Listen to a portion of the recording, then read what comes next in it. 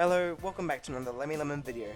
If you're a recent channel member, you probably watched one of my Polybattle gameplay videos. Now, as a person who's been playing Polybattle since 2020, I use a lot of things to help me win a match. Here are 10 tips that you need to know about Polybattle, and quick shout out to fellow subscriber Daniel for helping me.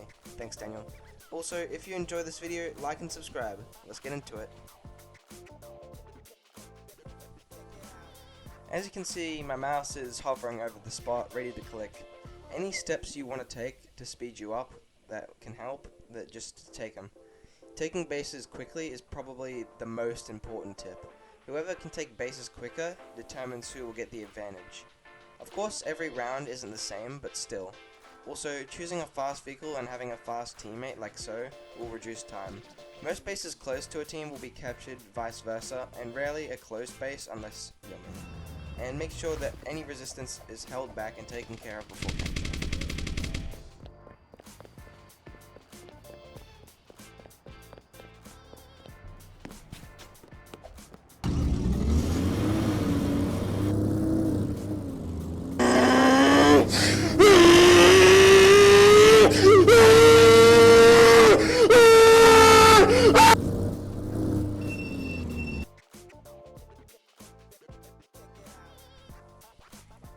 Now, when you're trying to get somewhere quick, you don't want to be driving a mess up. Choosing a good vehicle is as important as getting there. For example, take a faster vehicle if you need to get there quick, or take an armored one if you're under heavy fire. There's different cars for like players, tanks, and of course Helicopter, helicopter. You don't have to be picky though during the heat of a battle. Anything as simple as a half damaged Jeep or like a partially damaged like heavily armored vehicle without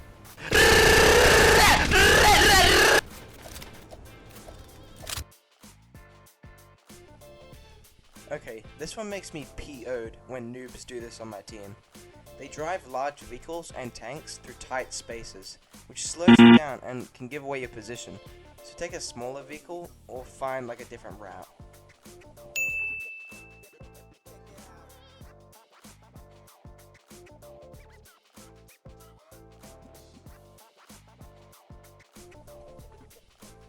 Shooting a tank is the dumbest idea in Polybattle. You literally give away your position and you're also exposed. Plus the bullets do absolutely nothing to the tank's armor, and you also waste ammo fast. Instead, constantly bombard the tank with grenades from multiple sides. The weakest area is the side because there's no armor. Bruh. However, you can finish it off the tank with bullets. Bruh.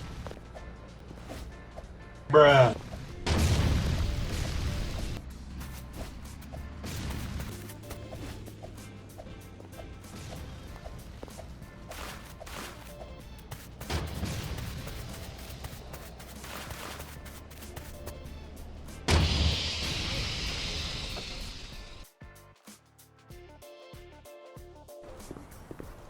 Now, most guns will have iron sights. If not, I'd recommend the AK or the M4A1. That's the reason why I chose this gun, and centering your sights makes a big difference.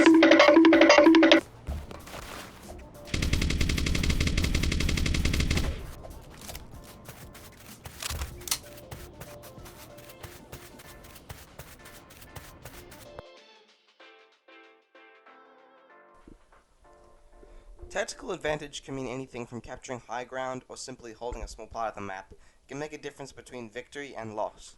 For example, instead of rushing into a base, try and get up close before going in, take shelter behind a wall. Try and find a certain way into a base or around the obstacle. And don't be that one fool who tries and runs out when the tank is shooting.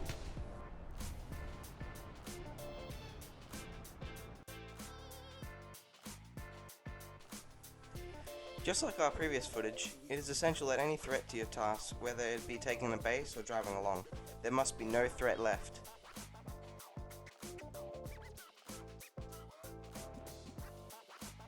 It also does depend on the situation. Like if you're about to take the base, then it's alright. Oh, yo!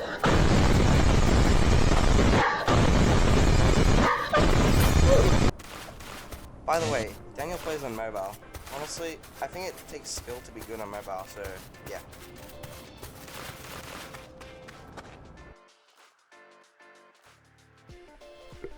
This is one thing I don't often do, but it can really make a difference in close range combat. You can shave seconds off time when you switch. Like in particular shotguns, especially the SH5, like takes like about 7 seconds to reload.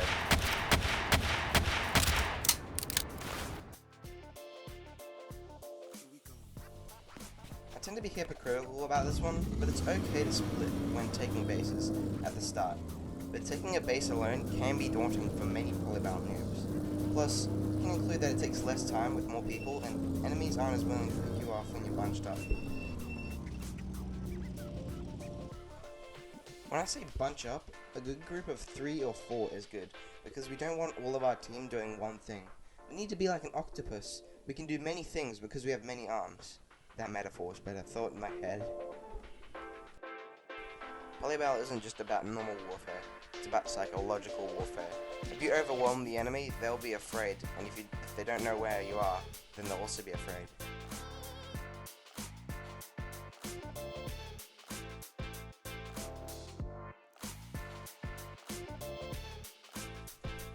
Pressure points may vary from map to map, and not every game is played the same, but let's take Wake Island for example.